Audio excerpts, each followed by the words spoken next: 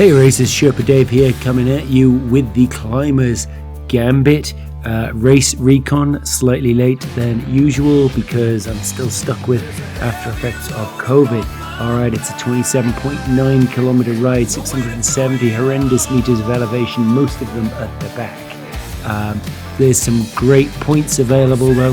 JWB Sprint, that's the Watopia reverse, then over to Titans Grove KQOM, that's the reverse of that one, and then it's the epic KQOM reverse as well, the worst way to go up that hill. Let's take a look at the race on a page. So it is 28 kilometers, 670 meters of climbing. As I said, everybody does one lap. Where do you score points? There's three places that I mentioned. The Watopia reverse sprint, or as I think it should be known, the JWB Sprint, Titans reverse KQOM, and the epic KQOM reverse. You can see those on the profile view at the bottom, and of course finish position gets everyone points as well. Three power-ups. There is the burrito, 10 seconds draft removal for riders around you within I think 2.5 meters. There is the anvil, which increases weight for 30 seconds, useful for picking up speed going downhill. And then of course the feather, which reduces weight for 10 seconds. Bike choice is an interesting one here, and I'm going to cover it in a little more detail later on.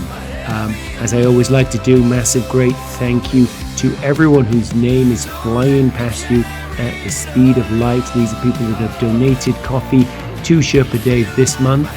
But of course, as I always say, that's not the only way to help Sherpa. You can tell your friends, like and subscribe, download the notes, and only after you've done all those things, buy in a coffee. Let's take a look at my key race points. There's 5 of them.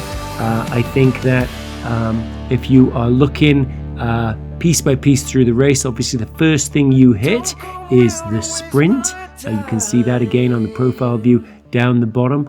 If all you want is sprint points, make sure you think about an aero setup for your bike. Consider going early at that climb, the last big climb of the S's, and split between you and everyone else. That's something to consider. And whatever you do, if you go for that sprint, you have to accelerate hard back down the S's descent and into that sprint. You can't wait till you're close to the sprint to build your speed up. Okay, over to the next point that I have, the next little lightning bolt on the profile view, and that is the hilly climb. You don't go all the way over the hilly reverse KQOM, no points there, but you do go over that first steep part around the bend of the hilly reverse. And I think a split will happen there because you will be moving as fast as you can through there, and that is a tough climb. It hits 10-11% for long enough that the bigger riders will really get hurt by it. So watch for that at 5.3 kilometers. The second part of that is as you go over the top of that hill and take the bypass, that's when you need to accelerate so you hit super tuck speed. And if you don't accelerate through and you don't make super tuck speed, you're going to be gassed at the bottom of that while everyone else is taking that little micro rest. I would say use the feather if you truly have to, but you're better off keeping it for the KQOM itself. But do use that anvil on the descent to speed you up to super tuck speed faster than you otherwise would. Okay, Titans approach. Titans and the approach to Titans, or reverse Titans, I should say. In the whole stretch that goes from the end of that super tuck all the way into the KQOM, you want to be trying to rest as much as you can. Close down breaks that happen, but don't overexert yourself on the approach. When you get to the KQOM itself, then be aware it's a steady, draftable VO2 max effort, and you want to use the burrito or the feather if you've still got them as you go up there to gain position. Drive over the top and recover, but don't coast down the hill because it's not steep enough to pick up enough speed, and everybody will be pushing on as hard as they can. the Titans bumps, these are the sort of the undulations that head generally upwards after the descent of Titans. And so watch for splits here as tired riders after that VO2 max effort just can't hold with the pack. Don't be one of those riders. And if you're in a pack, make sure you're towards the front, not at the front, because you will still want to be drafting where you can. And make sure you don't get caught out in a split that was not of your making. And then last, epic reverse. This truly is a race inside a race. It is between 15, if you're someone a hell of a lot faster than me, to 30 minutes of threshold. Again, you got to ride this hill as best you can. Shut down other brakes if you got the energy. Conserve your energy. It's not draftable except in a few small areas, so don't worry about that. But you also don't want to get dropped and hope you can pick people up. But, and here's the key, this is a long enough climb that if you get dropped earlier on in the flat, you can come back. So don't lose hope if you're a climber that's a little ways back in the pack and have been dropped before you get there. There is enough time to recover that, and I'm going to talk about that in a second. The only other thing to point out here is the last 300 meters is actually flat, so be conscious of that, because you can use that to sprint, I guess would be the word, to the end of the line. All right, strategy. I don't normally do this. This is a new slide for me, but I've broken strategy out into 3 sections for 3 different kinds of riders. So the first is the pure sprinters. You may look at the profile of this ride and say, this is not a ride for me, but I don't think that's true. It's actually structured kind of beautifully for everybody, because 2.8 kilometers in, we've got an actual sprint. And if you are a sprinter, then you can drive the head of the pack and push super hard across there. And then, yes, you're going to be wiped out and not going to have a lot left if you win those sprint points, but get the sprint points that you can, carry on, survive going up the epic reverse, and get whatever finishing points you can get from there. But there's another thing here as well, which is team strategy. Because if you've exhausted yourself or pushed really hard through that sprint, perhaps what you do have left, you can use to nurse your climbers along. If you've got climbers in your team, keep them as close to the front as you can in there for as long as you can, so they can preserve their energy as they go. So that is my thought for the strategy. That is my thought for the sprinters. Let's think now about the punchers, little less meaty perhaps than the sprinters themselves, but still able to punch over the top of a decent climb. I think you're going to be on a more balanced bike than the sprinters. You're not going to go pure aero. You want something that's going to still get you up that KQOM in decent enough pace. But here's how I think this works for you. If there are pure sprinters out there, you're not going to beat them in that first sprint. They're too fresh, they're too early, and they're too intense in that first few kilometers. So if you're more of a puncher, then you're going to preserve your strength for going up Titan's reverse. So that comes a little bit later, just before 12 kilometers. So you're going to nurse your way all the way there in the lead group. Let the sprinters fight over the sprint itself, but make sure you're nice and fresh when you get to 11.9 and just blast up Titan's reverse, securing the FTS and FAL points as you go. After that, recover as best you can and push hard all the way to the foot of the epic KQOM and push up there at a threshold level to the top and pick up whatever finishing points that you have, and hoping that your little group of punchers has left behind those climbers. Again, kind of like I said with the sprinters, extra team kudos for helping out any of the climbers on your team and pulling them along and keeping them as fresh as they can before they get to the epic KQOM, which leads me to the climbers themselves, the grimpers. which I probably mangled as a pronunciation, but there you go, I've got a blocked nose, I'll blame that. Look, the trick here is to know that you're not going to get points on the sprint or on the first KQOM, because your strength lies in the fact that you are slight of frame and fast up a hill.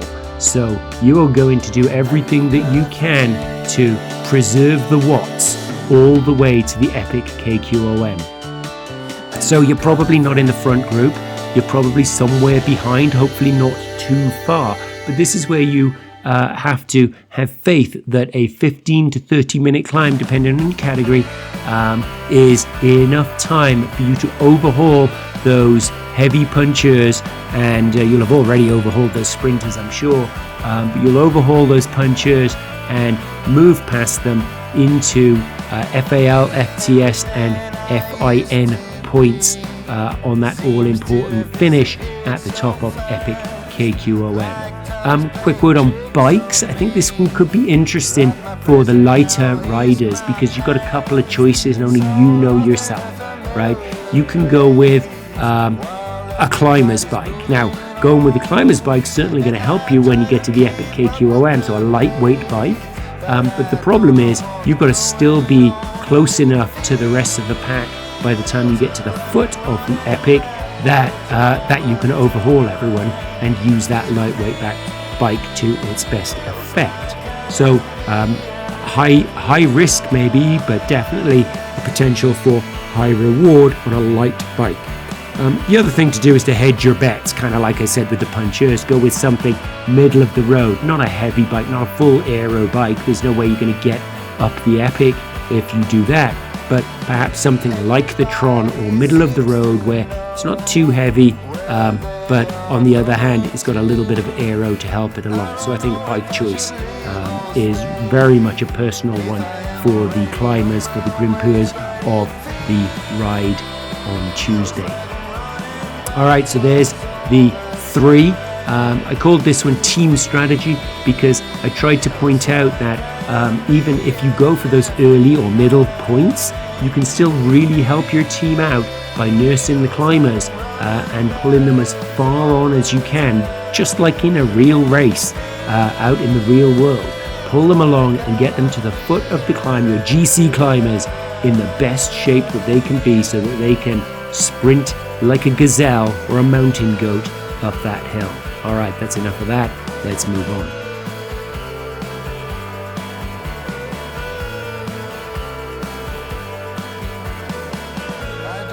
Take a look at the DS notes. I won't spend long here because, as I always try and say, if you follow that link in the top right hand corner, you can download these DS notes, and in fact you can download all the files that I'm showing you here and share them with your team, and that's a great way to sort of talk about strategy and talk about what you're going to do on each ride. I've highlighted in orange the 3 point scoring opportunities, and I've got a distance from the A pens is where I measured this from on the left, and on the full on the right hand side you have the distance to go to the finish line. So there we go.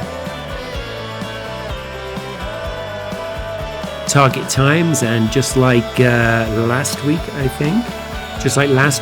I've actually put the target times for the 2 KQOMs actually into the race itself as we're moving through it. But here's what I think the targets are for the entire ride for women and mixed through A, B, C, and D cat. I'm not going to go through each of them. It'll be interesting to see what you think of the numbers that I've stuck up here. This is not a route that is raced all that often, so I think I did a pretty decent job from the information that was available to me. Let me know what you think. Does this represent what will happen in your particular division? The comments down below are where to stick your views. Now let's jump in to the lap itself. I will say that I try and jump forward as much as I can here so you still get the full flavor of the ride without wasting too much time, and as we go up that final climb I actually do that at 10 times normal speed, and even though I'm not a very fast rider, at least 10 times normal speed gives you something. And I'm also flagging up kilometer markers as we go. Okay, there's the 3D view from Velo Viewer, and really the comments there just summarize what I've already told you guys. We start out right out of the pens, and it will go very, very fast out of the pens. Even for a Zwift race, this one will go fast out of the pens because sprinters have something to prove in the first 3 or 4 kilometers of the ride. But right out of the gate, there's a short flat, and then this 400 meter climb, averaging 3%, nothing to worry about. And there's your 1 kilometer marker in the top right, so look out for that as we go through the ride. Straight from that is to the S's. The S's are a stress point, but I think everyone's going to be pushing really hard in this race, so I don't think the S's are going to be anything other than just more distance that you are riding. The sprint hits us at 2.6 kilometers.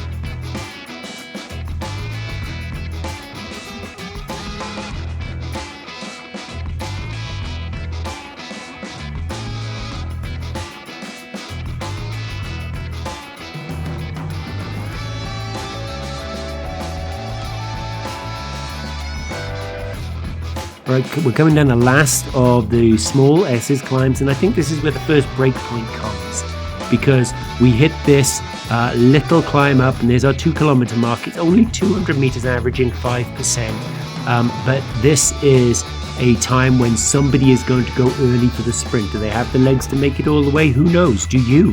Who knows? But it is a good time to test everyone and go, and then we go over the top, and it's 200 meters down at -5%, and you really have to be pushing hard by now if you're going to make any way on this sprint. Slight bump up into the sprint. It's very short at 180 meters, but it is over this wooden bridge. You won't have a power up at this point. You will pick one up right now. Remember, you had FAL and FTS points available to you. You have from here to around 5 you have from here for a while to recover. And we are going to jump to the 5 kilometer marker. There we go, we're just ahead of 5 kilometers now. The break point I talk about here is at 5.3, and that's when you go up the steep part of the Hilly reverse KQOM. So I think by now the pure sprinters will probably have faded, and the front of the pack is going to be the punchers. So here we go with the Hilly Bypass. You have the steep part of the Hilly reverse, and then you cut left and accelerate through it into the descent where you can super tuck.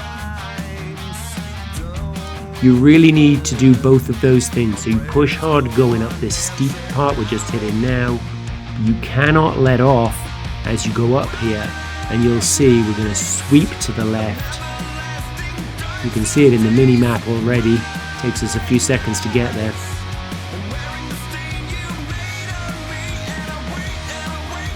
Here we go around this bend. We will sweep to the left, and you really have to start accelerating. A little dip down here. You have to start accelerating now because you've got to get up to super tuck speed. Everyone else will be. If you want to stay in the group that you're in, push hard now. And you can see it's not steep here, -2, -3, enough to pick your speed up. There will be a surge.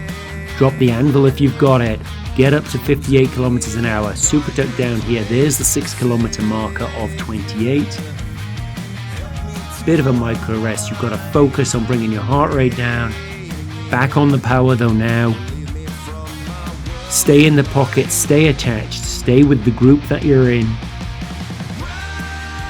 And we've got a little while now just to recover. I'm going to jump though. We jump to the 7 kilometer mark because it does get a little technical. I just wanted to remind you of that there at 7 kilometers. A bit of dirt, a bit of this wooden bridge. It's a false flat going up in a second. And then we head into the hot spring. Don't let any of that faze you. There's the 9 kilometer mark. Remember, what we're looking for is to stay in the pocket, draft in until we get to 11.9 kilometers.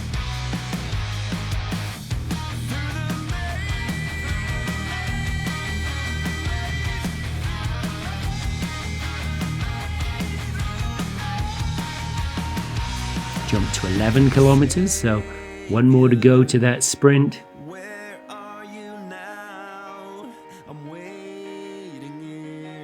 Oh, one more to go to that KQOM.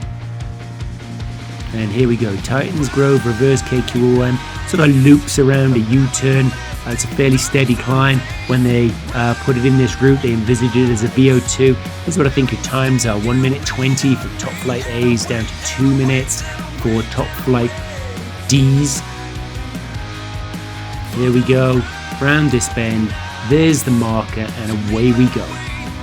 910 meters, it's a pretty steady 4.5% varies, mostly between 4 and 5. We're just passing 12 kilometers of 28 now. In the mini map, you can see sweeping in the, oh, you can't see it, sorry. That's a different gate. Keep going up the hill, ignore me. There's Mr. Tries Too Hard passing me on a mountain bike.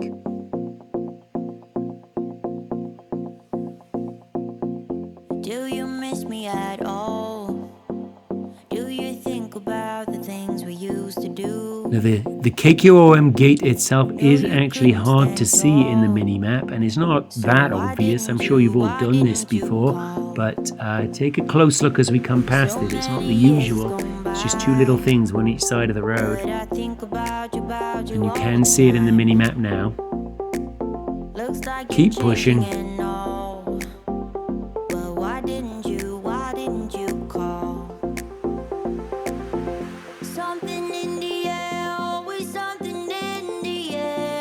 Clear in the mini-map.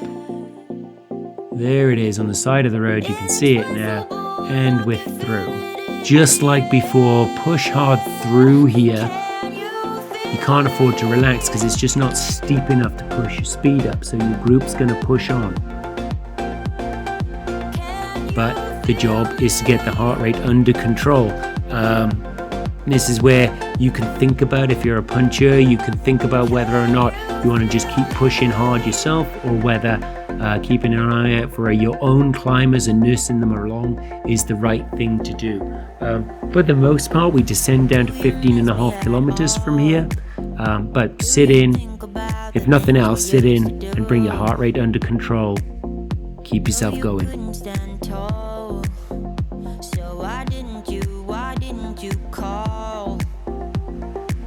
So many years has gone by, but I think about you all the time. There we go, we're halfway through the race at this point. Why didn't you call? Something in the air, always something in the air. Inexplicable, I can feel it in the air. Can you feel me? Can you feel me?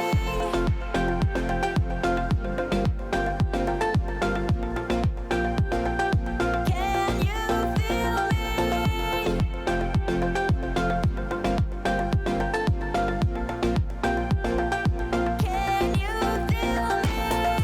feel me? Okay, so we've got a set of rollers coming, and the thing about these rollers is I think this is another break point where the really tired riders, maybe some of those punchers that really pushed it going up the last KQOM, are really going to be hurting. So just stay with the group that you're in and do everything that you can, and don't be part of that split. We're doing some jumping around now to 17 kilometers, 18 kilometers. Across the bridge, and then we're going to head into the undersea tunnels.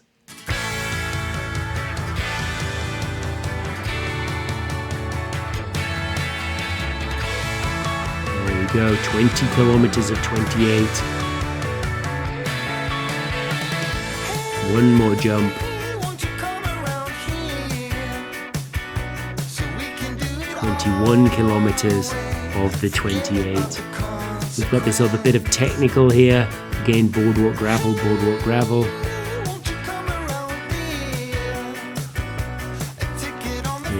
can see the start of the big climb ahead. As I said, I am going to accelerate to 10 times speed so it doesn't waste your time going up this hill. That makes everyone a little bit sick. Just let me know in the comments. But I think it comes through all right. Okay, epic reverse, KQOM, 6.2 kilometers, 400 meters of elevation gain. Not what Strava says, which is 365, because they're talking about difference and not gain. Here's the times. Between 15:30 for top flight men, down to just over 30 for the Ds.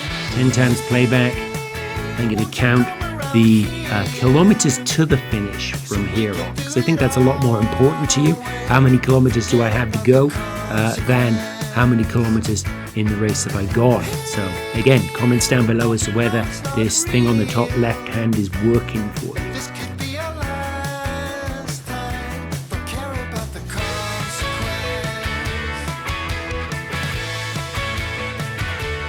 Here we go, as we pass the gate that takes us over to the jungle. There's a kilometer marker for you.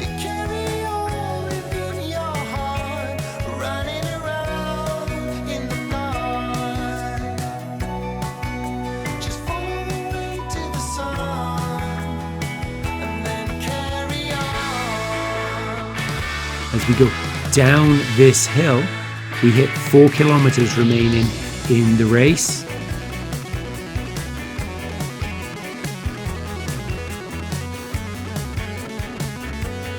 You can see there's so much that's long and sustained at 9-10% on this climb.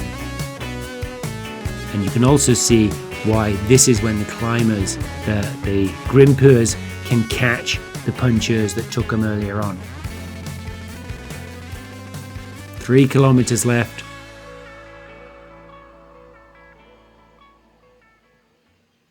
There will be just a conga line of riders at this point going up. There won't be any groups at all, and that doesn't matter because there's no draft effect that's going to help anyone out. And when I fall, you tied a rope to me. You're blessing me every day.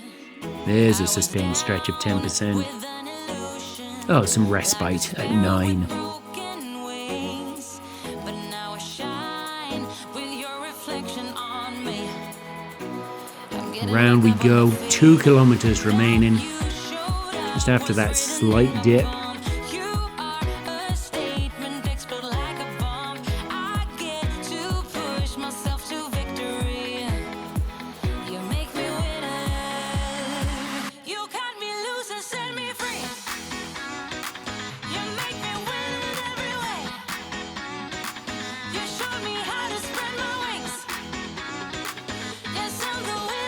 One kilometer, the Flamme Rouge. And remember, the last 300 meters, and we're almost there, the last 300 meters is flat, so save whatever you've got for that last 300 meters.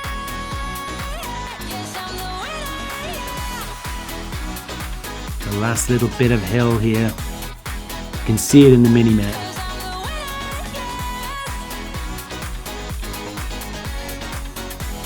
Flattens out. I've slowed us back down just for the last 300 meters.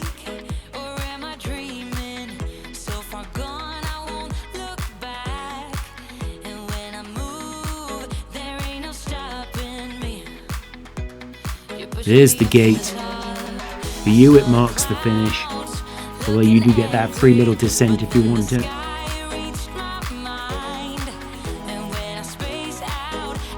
This is the time to deploy that burrito if you still got it. And across the line, there's your race. I'll leave you as always with all the downloadables which you can download, or you can just kind of watch now. I think they're on the screen for long now. And if I don't talk to you before Tuesday, ride on with the cough that I've been muting over. I don't think I'll be riding on Tuesday, but I will do my very best to DS a couple of teams, as I usually do try to.